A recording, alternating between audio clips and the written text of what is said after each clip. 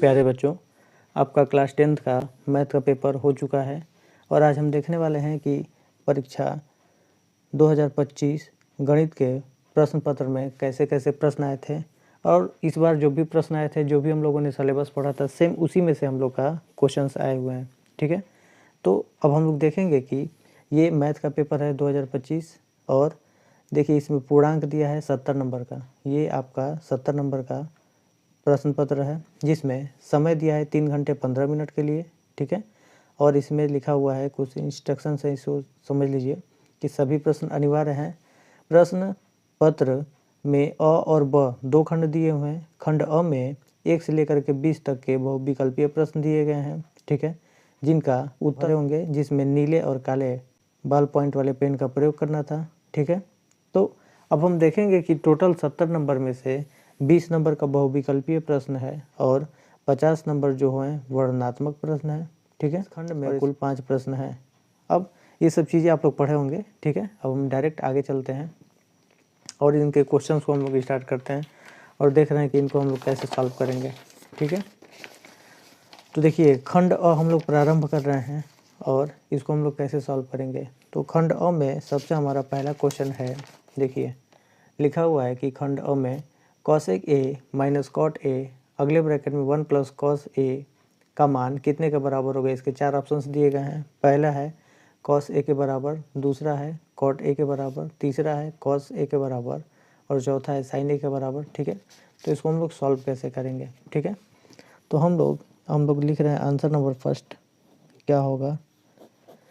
तो लिखा है क्वेश्चन में कि cosec A minus cot A और दूसरे ब्रैकेट में है 1 प्लस कॉस ए, इसका मान कितने के बराबर होगा। ठीक है, तो इसको सॉल्व करने के लिए हम लोग करेंगे क्या। तो देखिए हम लोग का जो भी वैल्यू है, अगर साइन कॉस के रूप में अगर चेंज कर देंगे तो आसानी से सॉल्व कर सकते हैं। तो कॉसेक ए को हम लिख सकते हैं क्या, 1 साइन ए के बराबर, माइनस कॉट ए को लिख सकते हैं कॉस ए अपॉन साइन ए के बराबर। ठीक है, और अगले ब्रैकेट में है 1 प्लस कॉस ए, इसको रहने दीजिए। ठीक है, अगर हम दोनों का एलसीएम देखें तो इसका एलसीएम हो जाएगा साइन ए के बराबर, तो यहाँ पे ऊपर बचेगा 1 माइनस कॉस ए और यहाँ पहले से था 1 प्लस कॉस ए, इसको रहने दीजिए। ठीक है, जो भी क्वेश्चन करेंगे हम लोग सॉल्व करके करेंगे, ऐसा ही नहीं कि जो भी आपका ऑप्शन मन किया उसको टिक कर दिए। ठीक है, तो हम लोग करेंगे क्या कि देख रहे हैं कि 1 माइनस कॉस ए एक ब्रैकेट में और दूसरे ब्रैकेट में 1 प्लस कॉस ए दिख रहा है। इसका मतलब एक ब्रैकेट में ए माइनस बी और दूसरे ब्रैकेट में ए प्लस बी, इसका मतलब ये ए स्क्वायर माइनस बी स्क्वायर का फॉर्मूला बन रहा है। तो इसको लिख सकते हैं ए का स्क्वायर माइनस कॉस स्क्वायर ए। ठीक है, अब पूरे का बटा हमारा क्या है, साइन ए के बराबर। हम लोगों ने फार्मूला पढ़ा था कि sine square theta plus cos square theta की जगह पे ए ले रहे हैं, ये वैल्यू 1 के बराबर होती थी। ठीक है, हम यहाँ से अगर कॉस स्क्वायर ए को अगर बराबर के उधर भेज देते तो इधर मिलता हमको sine square A is equal to 1 minus cos square A. और देखिए तो इसका हम लोग यहाँ पे यूज करने वाले हैं, तो 1 माइनस कॉस स्क्वायर ए की जगह पर हम लोग क्या लिख सकते हैं, साइन स्क्वायर ए। ठीक है, यहाँ से और बटे में पहले से क्या है, एक साइन ए बचा हुआ है। अगर इससे हम लोग कटाएंगे तो ऊपर साइन स्क्वायर ए 2 बार दिख रहा है, इसका मतलब एक साइन ए कटेगा तो एक साइन ए हमारा बच जाएगा और यही इसका आंसर हो जाएगा। तो अब चेक करिए तो इसका ऑप्शन नंबर डी सही होगा। ठीक है, तो फर्स्ट क्वेश्चन का ऑप्शन नंबर डी, अगर आप टिक किए हैं तो सही है। ठीक है, चलते हैं क्वेश्चन नंबर सेकंड। तो डायरेक्ट हम आंसर ही लिख रहे हैं। आंसर नंबर सेकंड क्या है, तो इसको हम लोग सॉल्व करेंगे। लिखा है कि किसी पासे को एक बार फेंका जाता है तो विषम संख्या आने की प्रायिकता क्या है। आपको बताए थे पासे जो डाइस होता है वो हम लोग ऐसे क्यूब के शेप का होता है। ठीक है, और हम लोग देखते हैं कि जो आप लूडो खेलते हैं वही वाला, इस पे 6 फलक होंगे, तो 6 फलक पे कुल क्या क्या आने की संभावना है। तो हम जानते हैं कि 6 फलक पे कुल परिणाम की अगर बात करेंगे तो कुल परिणाम क्या क्या आ सकते हैं, तो 1 आ सकता है, 2 आ सकता है, 3 आ सकता है, 4 आ सकता है, 5 आ सकता है और 6 आ सकता है। इसका मतलब कुल परिणाम 6 तरीके से आ सकते हैं। और लिखा है कि विषम संख्या आने की प्रायिकता। अब इनमें विषम संख्याएं क्या होंगी उनको पहले छाट लीजिए। तो विषम संख्या हो जाएगी आपकी 1 होगा, 3 होगा और 5 होगा। इसका मतलब विषम संख्या 3 पीस हुई और कुल परिणाम कितने के बराबर है? 6 के बराबर है। तो हम लोगों ने प्रायिकता का फॉर्मूला पढ़ा था। प्रायिकता निकालने के लिए ये फार्मूला होता है अनुकूल परिणाम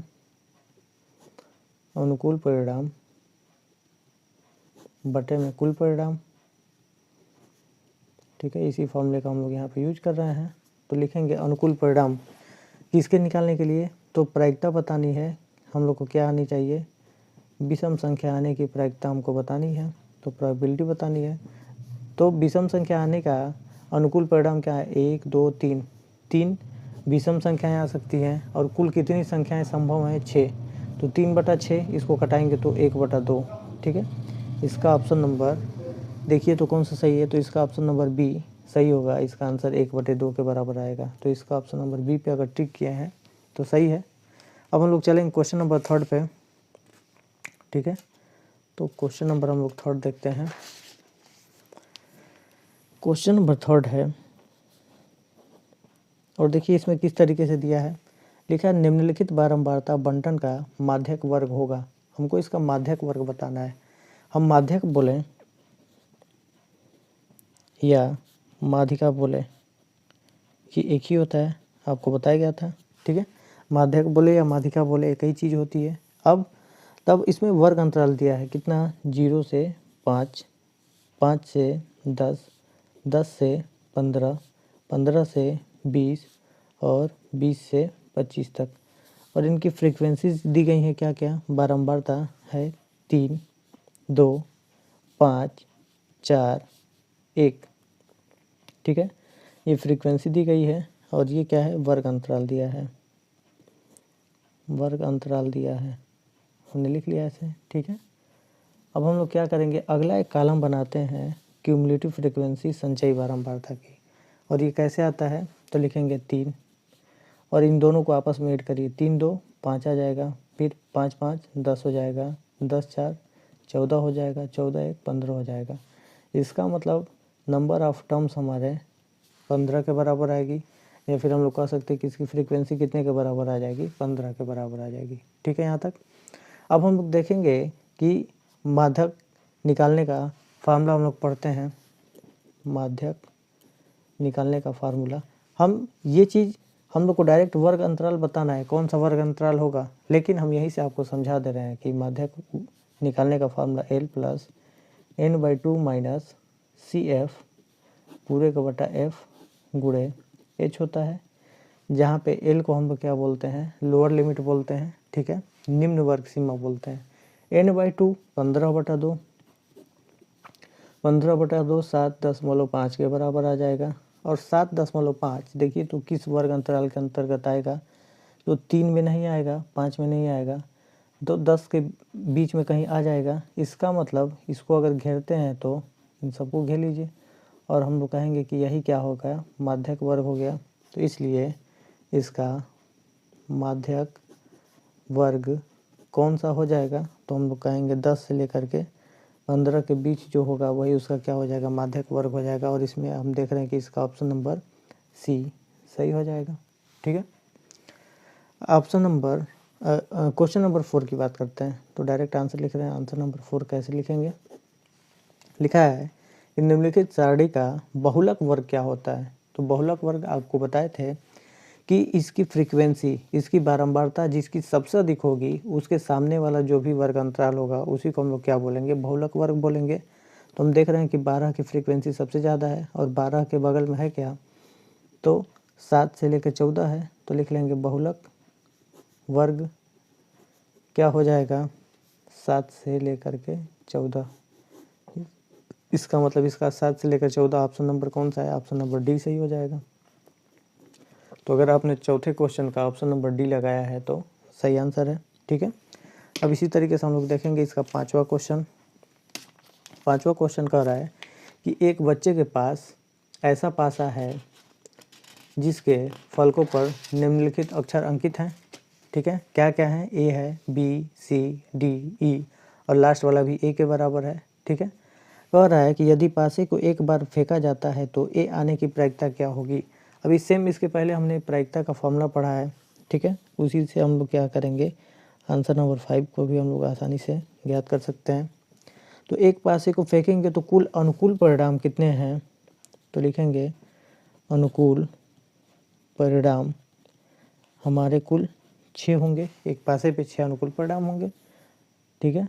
नहीं, कुल परिणाम होंगे। हम लोग यहाँ से कुल परिणाम कितने के बराबर होंगे, 6 के बराबर। तो ए आने की प्रायिकता, प्रोबेबिलिटी किसके आने की, ए आने की, क्या होगी, तो फॉर्मूला लिखेंगे अनुकूल परिणाम बटे में कुल परिणाम, फार्मूले के हिसाब से कुल परिणाम। तो अनुकूल परिणाम देखिए, एक यहाँ दिख रहा है और एक ये यहाँ दिख रहा है, ठीक है। तो अनुकूल परिणाम कितने हैं, तो हम कहेंगे कि ये 2 बार आ सकता है, तो लिख लेंगे 2 बटे में कुल परिणाम कितने के बराबर है, 6 के बराबर है। तो 2/6 सॉल्व करेंगे तो ये कितने के बराबर आ जाएगा, 1/3। और हम देख रहे हैं कि इसका ऑप्शन नंबर बी सही हो जाएगा, ठीक है। तो इसका अगर आपने ऑप्शन नंबर बी लगाया है तो सही हो जाएगा, ठीक है। अगला क्वेश्चन देखते हैं, क्वेश्चन नंबर 6।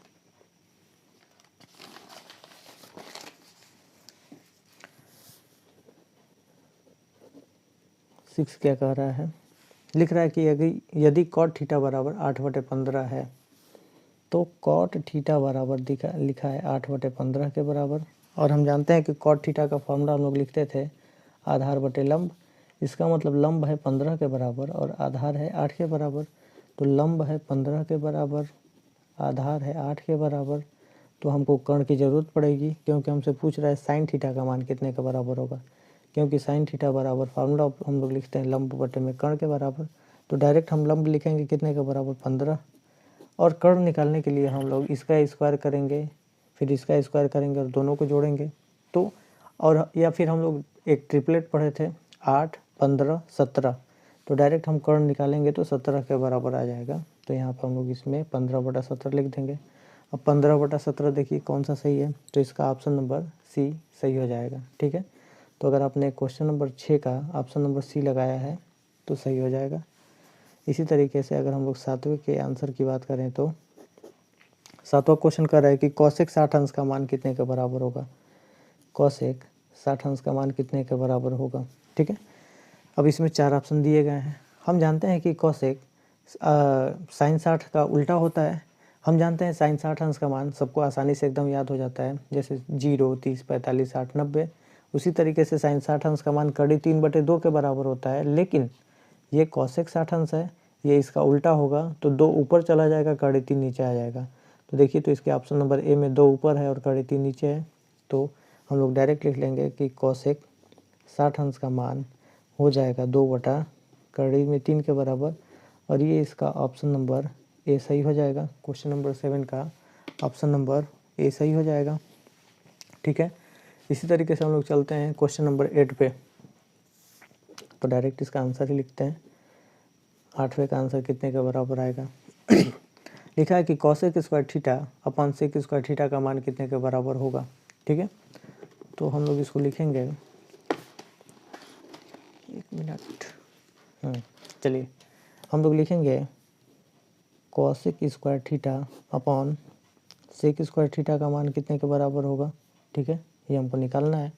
हम लोग जानते हैं कि कॉसेक का रेसिप्रोकल होता है 1 साइन स्क्वायर थीटा, ठीक है।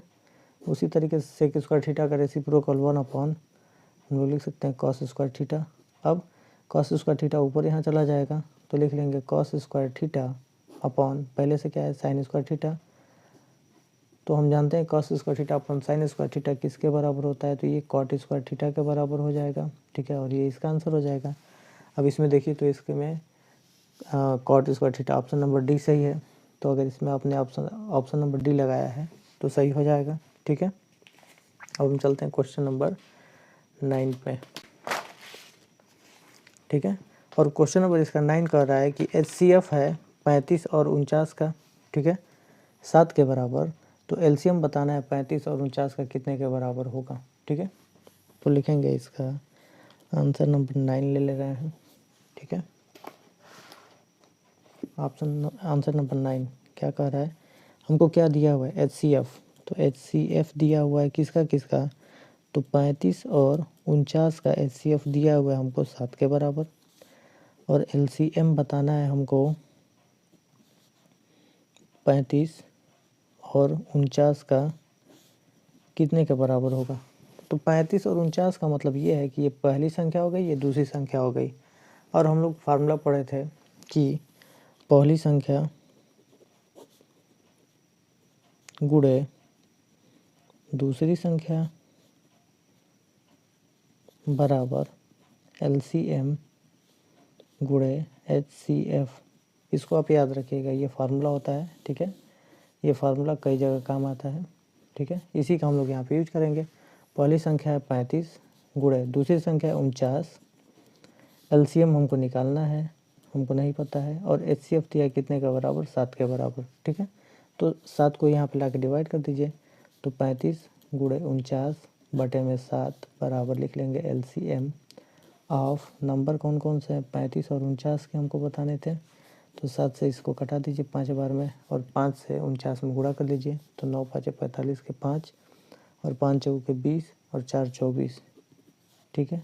तो LCM हमारा निकल गया 35 और 49 का कितने के बराबर, 245 के बराबर। अब देखिए तो इसमें ऑप्शन कोई दिया है क्या, 245?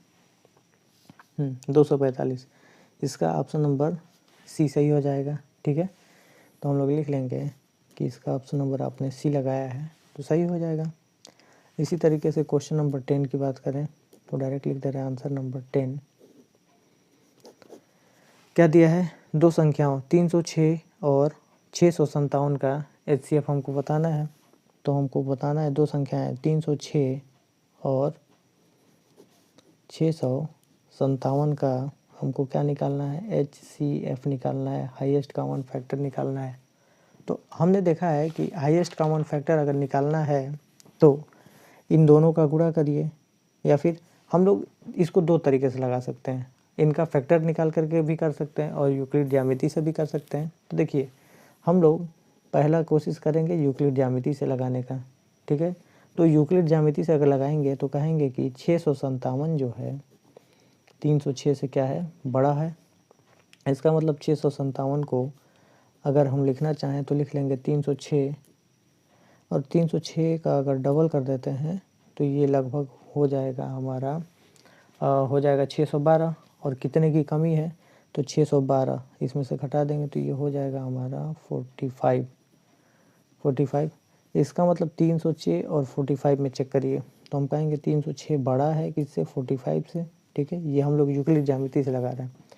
तो 306 को अगर लिखना है तो लिख लेंगे 45। अब 45 का कितने बार ले जाएंगे तो यहाँ पे करीब हम लोग पहुँच सकते हैं। तो 90, 180, और अगर मान लेते हम लोग इसको 6 बार ले जाएंगे तो 9 3 27, 270 हो जाएगा। तो हम लोग 6 बार ले जा रहे हैं और कितने की कमी आ जाएगी, तो 270, 3 और 6 36 यहाँ बचेगा। फिर चेक करिए 45 और 36 में कौन बड़ा है, तो कहेंगे कि 45 बड़ा है किससे, 36 से। फिर 45 को लिख सकते हैं हम लोग कितने के बराबर, तो 36 में 1 से गुणा करिए और कितने का अंतर आ जाएगा, तो 36 और 9 45, 9 का। फिर वैसे ही करेंगे 36 और 9 में देखेंगे कि कौन बड़ा है और कौन छोटा है, ठीक है। तो हम लोग यहाँ से लिखेंगे 36 बड़ा है किससे, 9 से। तो 36 को लिख सकते हैं 9 चौके 36, 4 बार जाएगा। और यहाँ पे हम लोग का शेषफल क्या बच गया, 0 के बराबर। ये हम लोगों ने देखा कि इसका शेषफल 0 के बराबर आ गया। तो जब भी शेषफल जो होता है वो 0 के बराबर होने पर ये इसका क्या बन जाएगा, HCF। इसका मतलब 306 और 657 का HCF कितने के बराबर आ जाएगा, 9 के बराबर। तो HCF इसका कितने के बराबर आ जाएगा, 9 के बराबर। और इसमें हम लोग चेक कर लेंगे कौन सा ऑप्शन सही है, तो 10वें का बी ऑप्शन सही है। अगर आपने इसका बी ऑप्शन लगाया है तो सही हो जाएगा, ठीक है। इसी तरीके से चलते हैं हम लोग नेक्स्ट क्वेश्चन नंबर 11 पे। क्वेश्चन नंबर 11 कह रहा है, देखिए फिर वही LCM HCF वाला यहाँ पे 3 क्वेश्चन आया हुआ है। तो क्वेश्चन नंबर 11 ले रहे हैं तो डायरेक्ट आंसर लिख रहे हैं, आंसर नंबर 11। क्या लिखा हुआ है कि दो संख्याओं के LCM और HCF क्रमशः 168 और 6 है। इसका मतलब LCM हमको पता है कितने के बराबर, 168, और HCF दिया है कितने के बराबर, 6 के बराबर। यदि एक संख्या, तो हमने लिखा, मान लेते हैं कि पहली संख्या 24 है, तो हमको दूसरी संख्या बतानी कितने के बराबर आएगी। ठीक है, तो अभी हमने इसके पहले देखिए जस्ट हमने एक फार्मूला लिखा था, बस उसी का यूज करने वाला है। पहली संख्या गुणे दूसरी संख्या बराबर LCM गुणे HCF। ठीक है, तो सेम फार्मूले का अगर हम लोग यूज करते हैं, ठीक है, तो ये इसका भी हम लोग आंसर निकाल सकते हैं। तो हम लोग फार्मूला लिख रहे हैं, पहली संख्या गुणे दूसरी संख्या बराबर LCM गुणे HCF। ठीक है, तो पहली संख्या तो हमको मालूम है 24 लिख देंगे, और यहाँ से लिख लेंगे दूसरी संख्या बराबर LCM में 168 और गुणे यहाँ पे लिख लेंगे 6। ठीक है, तो हम लोग को निकालनी थी दूसरी संख्या ही, तो लिख लेंगे दूसरी संख्या। देखिए यहाँ पे दूसरी संख्या ज्ञात करना है, इसलिए तो दूसरी संख्या बराबर डायरेक्ट हम लिख सकते हैं 168 गुणे 6 बटे में 24। 6 से ये 4 बार में कट जाएगा और 4 से इसको कटा लीजिए, तो डायरेक्ट लिखेंगे दूसरी संख्या बराबर 4 चौके 16 और 4 दूना के 8, 42 के बराबर आ जाएगी। तो दूसरी संख्या हमारी कितने के बराबर आएगी, 42 के बराबर। अब इसमें चेक करिए तो 42 किस में ऑप्शन मिल रहा है, तो हम लोग कहेंगे कि क्वेश्चन नंबर 11 का 42 ऑप्शन नंबर बी सही है। इसका मतलब अगर आपने बी ऑप्शन लगाया है तो आपका सही हो जाएगा। अब इसी क्रम में हम लोग देखेंगे अगला क्वेश्चन, क्वेश्चन नंबर 12। तो डायरेक्ट आंसर ही लिख रहे हैं। क्वेश्चन नंबर 12 का लिखा है कि बिंदुओं ए, तो हमने मान लिया एक बिंदु ए है और एक दूसरा बिंदु हमने मान लिया कि बी है। ठीक है, बिंदु ए का निर्देशांक है a, b और बिंदु बी का निर्देशांक है 2a, 2b के बराबर। ठीक है, तो हमको बताना है कि ए और बी के बीच की दूरी कितने के बराबर होगी। तो हम जानते हैं डिस्टेंस फार्मूला, दूरी सूत्र। ठीक है, इसको आप x1 मान लीजिए, ठीक है, और इसको आप y1 मान लीजिए, तो इसको x2, y2 मान लीजिए। और हम लोग को किसकी दूरी बतानी है, ए बी की दूरी बतानी है, तो हम जानते हैं कि अंडर रूट में फार्मूला हो जाएगा x2 माइनस x1 का whole square plus y2 minus y1 का होल स्क्वायर। हम ऐसा इसलिए लिख रहे हैं क्योंकि x2 हमको बड़ा दिख रहा है और x1 छोटा दिख रहा है, इसलिए ये हो जाएगा 2a माइनस a का whole square plus 2b minus y1 b है का होल स्क्वायर, और ये अंडर रूट के अंदर आ जाएगा। तो अंडर रूट में 2a में से a के माइनस करेंगे तो यहाँ पे बच जाएगा a स्क्वायर, और प्लस 2b में से एक भी माइनस करेंगे तो ये हो जाएगा b स्क्वायर था स्क्वायर। इसका मतलब ए बी के बीच की दूरी कितने के बराबर आ जाएगी, तो under root a square plus b square के बराबर। अब चेक करिए इसका कौन सा ऑप्शन सही है, तो हम लोग देखेंगे कि इसका ऑप्शन नंबर ए क्या हो जाएगा, सही हो जाएगा। तो अगर आपने इसका ऑप्शन नंबर ए लगाया है तो सही हो जाएगा। ठीक है, चलिए अब हम लोग चलेंगे क्वेश्चन नंबर 13 पे। क्वेश्चन नंबर 13 क्या कह रहा है,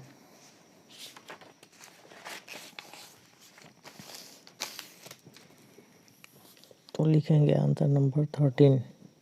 पहले क्वेश्चन पढ़ते हैं।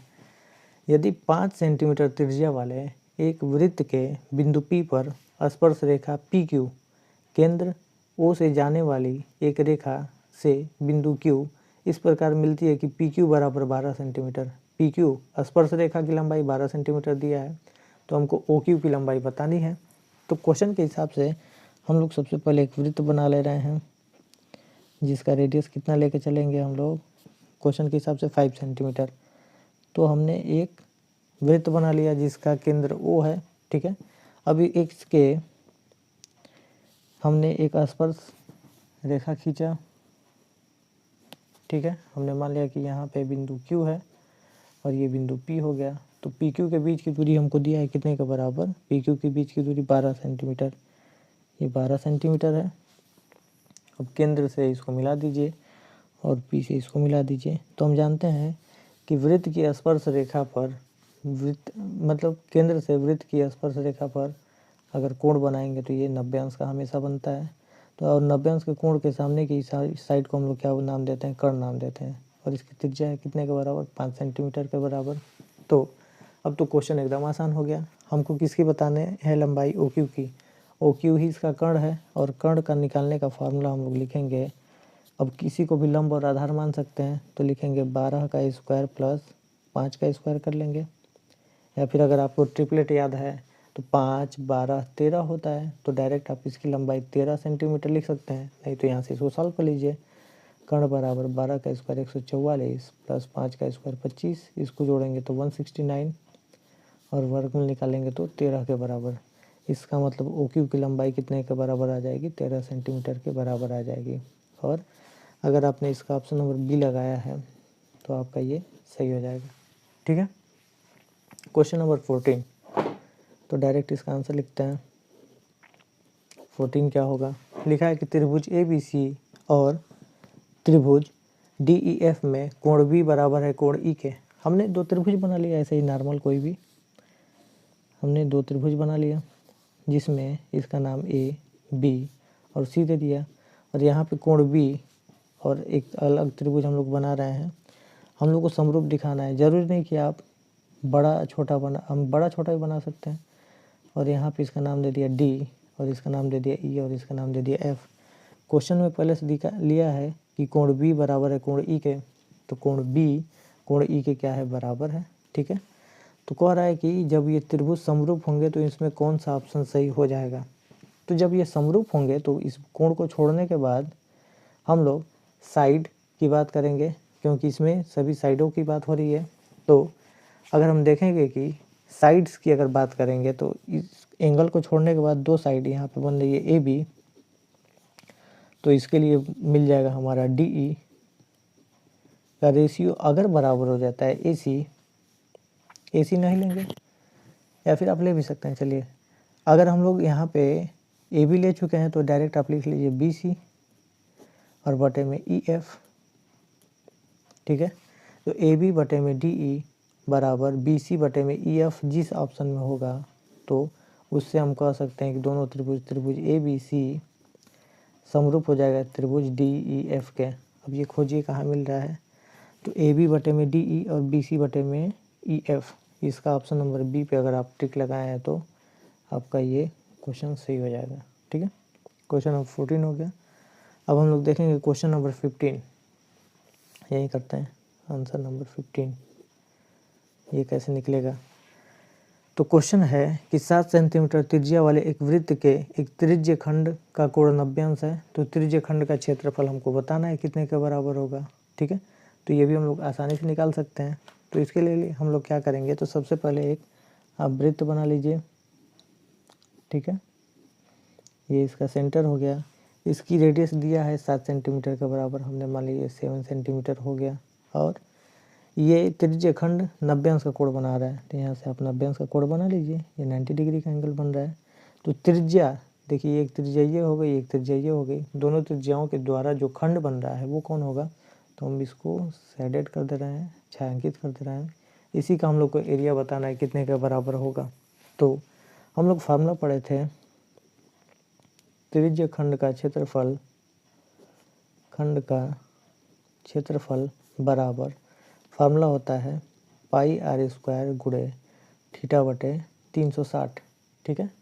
तो पाई का मतलब हम लिख सकते हैं 22 बटे में 7, रेडियस है 7 के बराबर तो लिख लेंगे 7 स्क्वायर है तो 7 गुणे 7 लिख लेंगे, थीटा की जगह पे 90 और बटे में 360 लिख लेंगे। 7 से एक 7 कट जाएगा और 90 से 360 कटेगा 4 बार में, 9 चौके 36 हो जाएगा। और इससे इसको कटाएंगे तो ये 11 बार में कट जाएगा, तो 11 7 77 और बटे में यहाँ पे एक 2 बचा हुआ है तो 77 बटे 2 लिख लेंगे। अब 77 में 2 से बस क्या कर लीजिए, डिवाइड कर लीजिए, तो ये हो जाएगा आपका 38.5 सेंटीमीटर स्क्वायर। चूँकि क्षेत्रफल निकाल रहे हैं इसलिए इसका आंसर हो जाएगा 38.5 सेंटीमीटर स्क्वायर। और इसका हम लोग देखेंगे कि क्वेश्चन नंबर 15 का सी ऑप्शन सही है। तो अगर आपने सी ऑप्शन लगाया है तो आपका क्वेश्चन सही हो जाएगा। ठीक है। अब हम लोग देखेंगे क्वेश्चन नंबर 16। क्वेश्चन नंबर 16 है कि एक खिलौना 4 सेंटीमीटर त्रिज्या वाले एक शंकु के आकार का है जो उसी त्रिज्या वाले एक अर्धगोले पर अध्यारोपित है। यदि शंकु की तिर्यक ऊंचाई 12 सेंटीमीटर है तो खिलौने का हमको संपूर्ण पृष्ठ क्षेत्रफल हमको निकालना पड़ेगा कि वो कितने के बराबर होगा। ठीक है, तो लिखेंगे क्वेश्चन नंबर या फिर डायरेक्ट आंसर ही लिख लीजिए। आंसर नंबर कौन सा हो गया? 16। ठीक है, ऑप्शन नंबर आंसर नंबर 16 हम लोग देखते हैं। एक खिलौना 4 सेंटीमीटर त्रिज्या वाले शंकु के आकार का है। तो हम लोग सबसे पहले एक शंकु बना लेते हैं जिसकी हम लोग रेडियस कितना ले लेंगे? 4 सेंटीमीटर। ठीक है, ठीक है। और ये जो है एक अर्धगोले पर रखा हुआ है जिसकी रेडियस इसी के बराबर है। तो हम लोग इसके नीचे एक अर्धगोला बना दे रहे हैं, एक तरीके से एक लट्टूनुमा संरचना बनेगी। ठीक है, इसकी रेडियस कितने के बराबर दी गई है? 4 सेंटीमीटर के बराबर दी गई है। ठीक है, और इसकी तिर्यक ऊंचाई एल की वैल्यू कितने के बराबर दी गई है? 12 सेंटीमीटर के बराबर तिर्यक ऊंचाई शंकु की हमको दी गई है। ठीक है, तो अब हम लोग करेंगे क्या? हमको बताना है कि तो खिलौने का संपूर्ण पृष्ठ क्षेत्रफल क्या होगा। तो लिखेंगे खिलौने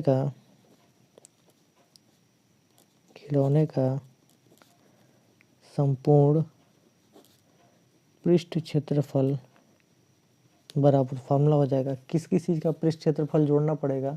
तो शंकु का पृष्ठ क्षेत्रफल, वक्र पृष्ठ क्षेत्रफल और अर्धगोले का वक्र पृष्ठ क्षेत्रफल। तो लिखेंगे शंकु का वक्र पृष्ठ क्षेत्रफल प्लस अर्धगोले का वक्र पृष्ठ क्षेत्रफल। ठीक है, तो शंकु का वक्र पृष्ठ क्षेत्रफल हमको मालूम है पाई आर एल के बराबर हो जाएगा, प्लस अर्धगोले का वक्र पृष्ठ क्षेत्रफल 2 पाई आर का स्क्वायर हो जाता है। ठीक है, क्योंकि दोनों की रेडियस आपस में बराबर है इस वजह से हम लोग यहाँ से रेडियस को एक ही लेकर के चलेंगे। ठीक है, तो यहाँ से देखिए पाई दोनों में से कॉमन हो जाएगा, पाई आर को आप बाहर कॉमन कर लीजिए। ठीक है, तो यहाँ पे बच जाएगा एल प्लस 2, एक आर बच जाएगा बस। अब पाई की वैल्यू अगर आप देखिए ऑप्शन में कहीं भी पाई की वैल्यू रखा नहीं है तो पाई वैसे का वैसे ही रख दीजिए। और आर की वैल्यू कितने का बराबर है? 4 के बराबर है। एल कितने का बराबर है? तो एल है 12 के बराबर, प्लस 2 गुणे आर की वैल्यू है 4 के बराबर। तो पाई गुणे 4 और 12 प्लस 4 दूना के 8। तो लिख लेंगे ये 4 पाई हो गया और 12 8 20 हो गया, गुणे 20 से गुणा कर लीजिए तो 20 चौके 80 पाई। चूँकि हम लोग पृष्ठ क्षेत्रफल निकाल रहे हैं इसलिए इसका यूनिट क्या हो जाएगा? सेंटीमीटर का स्क्वायर। ठीक है, अब देखिए इसका कौन सा ऑप्शन सही है? तो इसमें 80 पाई सेंटीमीटर स्क्वायर, इसका ऑप्शन नंबर अगर आपने डी लगाया है तो सही हो जाएगा। ठीक है, अब हम लोग देखेंगे क्वेश्चन नंबर 17 का आंसर कितने के बराबर आएगा। तो आंसर नंबर 17 डायरेक्ट कर रहे हैं। लिखा है कि द्विघात बहुपद x² प्लस 7x प्लस 12 के शून्यांक कितने के बराबर होंगे। तो इसको आप दो तरीके से लगा सकते हैं, या तो आप इसके ऑप्शन से लगाइए या फिर डायरेक्ट इसी को सॉल्व कर लीजिए। तो ये द्विघात समीकरण है, 12 का ऐसा खंड करिए कि जोड़ने से 7 आ जाए। हम लोग 12 का खंड लिख सकते हैं। 12 का खंड होता है 4 गुणे 3, 4 3 12। और अगर हम लोग देखेंगे कि 4 में 3 जोड़ देंगे तो 7 के बराबर आ जाएगा। तो डायरेक्ट लिखेंगे x² plus 4x plus 3x plus 12, 4x plus 3x मिलकर के 7x के बराबर। दोनों में से x को कॉमन करिए तो x प्लस 4, प्लस दोनों में से 3 कॉमन करेंगे तो x प्लस 4। ठीक है, अब x प्लस 4 दोनों में से कॉमन करेंगे तो हमको मिल जाएगा x प्लस 3। अब हम देखेंगे कि ये जीरो कब होगा, ये वैल्यू जीरो तब होगी जब हम लोग x के जगह पे क्या रख दें, या फिर आप इसी को x प्लस 4 को एक बार जीरो के बराबर मान लीजिए और यहाँ से x प्लस 3 को एक बार जीरो के बराबर मान लीजिए। तो x का मान एक यहाँ से -4 के बराबर मिल जाएगा और यहाँ से x का मान निकालेंगे तो -3 के बराबर मिल जाएगा। ठीक है, तो आप कह सकते हैं कि इसमें x की वैल्यू -4 और 3 आनी चाहिए। x की वैल्यू -4 आ जाए और -3 आ जाएगा तो हमारा आंसर मिल जाएगा। तो अब इसमें चेक करिए क्वेश्चन नंबर कौन था? 17 में -4 और -3 आया है। इसका मतलब अगर आपने ऑप्शन नंबर ए लगाया है तो सही हो जाएगा। ठीक है, चलिए इसी तरीके से हम लोग चलते हैं क्वेश्चन नंबर 18 को देखते हैं। क्वेश्चन नंबर 18 क्या है?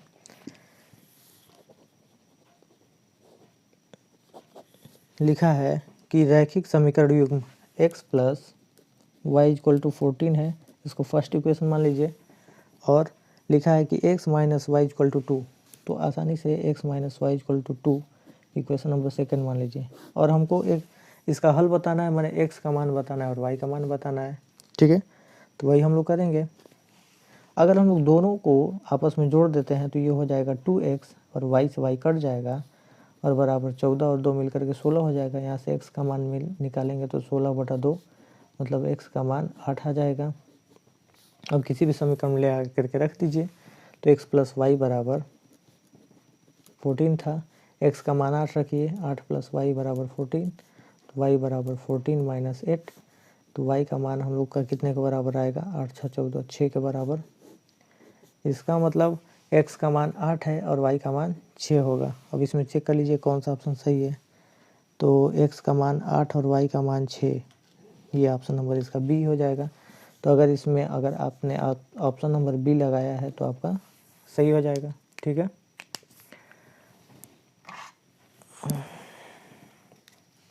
चलिए एक और क्वेश्चन है, क्वेश्चन नंबर 19,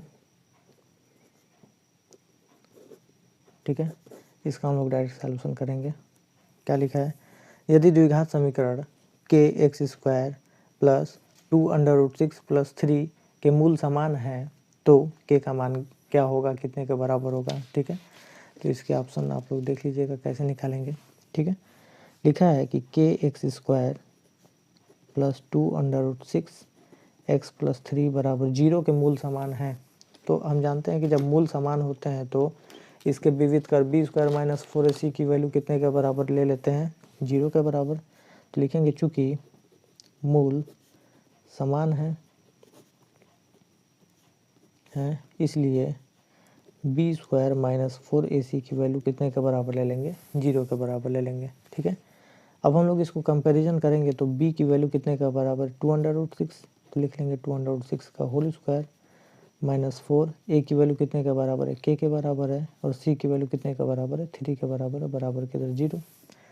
अब हम लोग इसका स्क्वायर करेंगे तो 2 का स्क्वायर 4 और √6 का स्क्वायर 6 हो जाएगा, और 4 6 या 24 माइनस ये हो जाएगा 4 3 या 12 के इज इक्वल टू 0। तो आप या तो 24 को उधर भेजिए, तो -12 के इज इक्वल टू -24, माइनस से माइनस कट जाएगा, के की वैल्यू निकालेंगे तो लिख लेंगे 24/12, और ये कटेगा तो कितने के बराबर मिल जाएगा, 2 के बराबर। इसका मतलब हम लोग जब सॉल्व करेंगे तो के की वैल्यू कितने के बराबर आ जाएगी, 2 के बराबर आ जाएगी, ठीक है। अब इसमें चेक करिए कौन सा ऑप्शन सही है, तो इसमें ऑप्शन सी सही हो जाएगा। तो अगर आपने ऑप्शन नंबर सी लगाया है तो आपका ये भी क्वेश्चन सही हो जाएगा, ठीक है। क्वेश्चन नंबर 20 पे चलते हैं। क्वेश्चन नंबर 20 है कि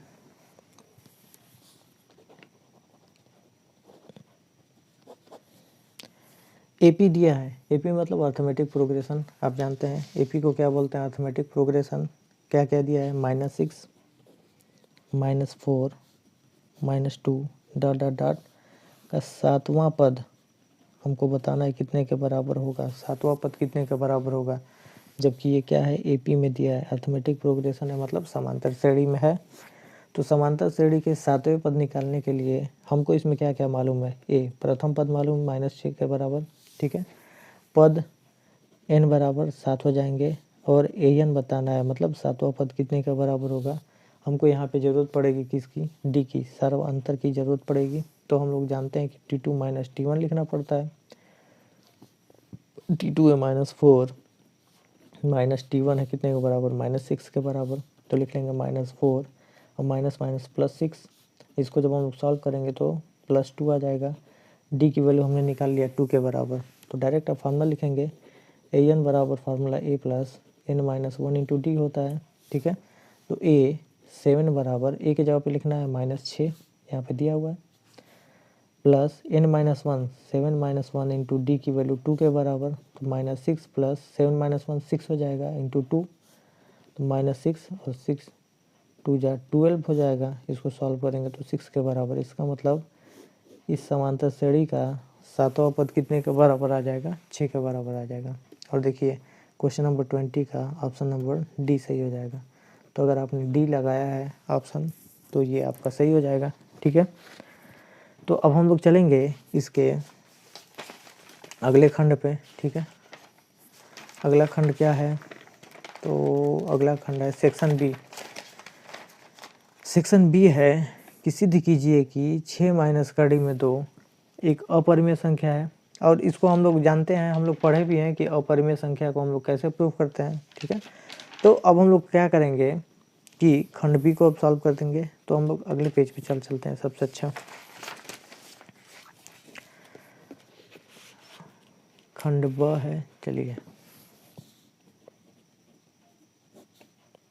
खंड ब लिख देते हैं। चलिए इसका हम लोग क्वेश्चन नंबर फर्स्ट लेंगे। तो क्वेश्चन नंबर फर्स्ट का हम लोग को क देखना है। क क्या कह रहा है कि सिद्ध कीजिए कि 6 माइनस कड़ी में 2 अपरिमेय संख्या है। ठीक है, तो 6 माइनस कड़ी में 2 को हमको दर्शाना है कि ये अपरिमेय संख्या है। ठीक है, हमको ये सिद्ध करना है कि अपरिमेय संख्या है। तो सॉल्यूशन में क्या लेकर के चलेंगे, हम लोग उसका अपोजिट लेकर के चलेंगे। हम लोग मानेंगे कि माना 6 माइनस कड़ी में 2 एक परिमेय संख्या है, परिमेय संख्या है। ठीक है, तो हम लोग लिख लेंगे 6 माइनस कड़ी में 2 एक परिमेय संख्या p बटे q के बराबर है, जहाँ पे शर्त होता है कि q 0 के बराबर नहीं होना चाहिए। अब हम लोग इसी को तब आगे सॉल्व करेंगे। इस 6 को बराबर के उधर भेज दीजिए, या फिर p बटे q को बराबर के इधर लेते आइए, और ये माइनस है उसको उधर लेते जाइए। तो लिख लेंगे इसको 6, ये इधर आएगा तो minus p upon Q is equal to √2 चला गया उधर, तो ये प्लस हो गया। ठीक है, हम लोग यहाँ तक लिख रहे हैं। हम लोग मान के चल रहे हैं कि 6 माइनस कड़ी में 2 एक परिमेय संख्या है, जबकि आप जानते हैं कि कड़ी में 2 एक कैसी संख्या है, अपरिमेय संख्या है। हम लोग प्रूव भी किए थे बहुत सारे क्वेश्चंस में कि कड़ी में 2, कड़ी में 3, कड़ी में 5, कड़ी में 7, कड़ी में 11, ये सभी अपरिमेय संख्या होती हैं। इसका मतलब इसको हम लोग मान के चल रहे हैं, ये तो परिमेय मान के चल रहे हैं।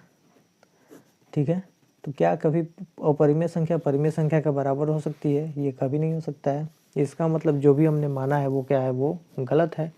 इसलिए कह देंगे, इसलिए 6 माइनस कड़ी में 2 परिमेय संख्या नहीं है। लिख दे रहे हैं एक लाइन, परिमेय संख्या नहीं है, अतः 6 माइनस कड़ी में 2 एक अपरिमेय संख्या है, अपरिमेय संख्या है। इसी को एक मेथड से और लगा सकते हैं। सेकंड मेथड देखिए,